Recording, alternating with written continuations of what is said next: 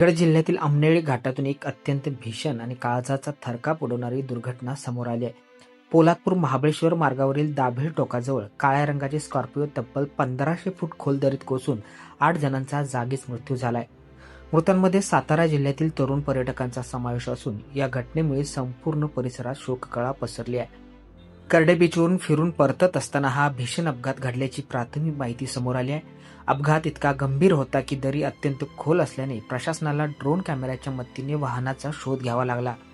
घटनेची माहिती मिळताच पोलादपूर पोलीस, महामार्ग पोलीस, तहसील प्रशासन, Pratapgad rescue team, Mahabaleshwar trekkers आणि महाड येथील सीस्केप टीम घटनास्थळी दाखल झाली.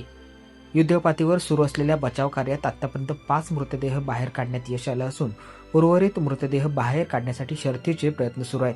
दरम्यान या भीषण अपघातामुळे सातारा जिल्ह्यातील आसगाव, मर्ढे आणि आझादपूर परिसरावर दुःखाचा डोंगर कोसळलाय.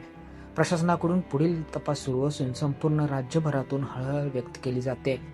दरम्यान मृतांमध्ये महेश अनिल पवार वय वर्ष 25 राहणार आसगाव, आदित्य अशोक साळुंखे वय 21, रितेश राजेंद्र लोखंडे वय 25, सुहास जितेंद्र लोखंडे वय 20, अंश समीर चव्हाण वय 18 सर्वजण राहणार आसगाव, उत्कर्ष आनंदा शिंगटे वय 21 राहणार मर्ढे, निखिल अभिमन्यू शिंगटे वय 25 राहणार मर्ढे, संदीप काटकर चालक वय 35 राहणार आझादपूर तालुका कोरेगाव यांचा मृतांमध्ये समावेश आहे.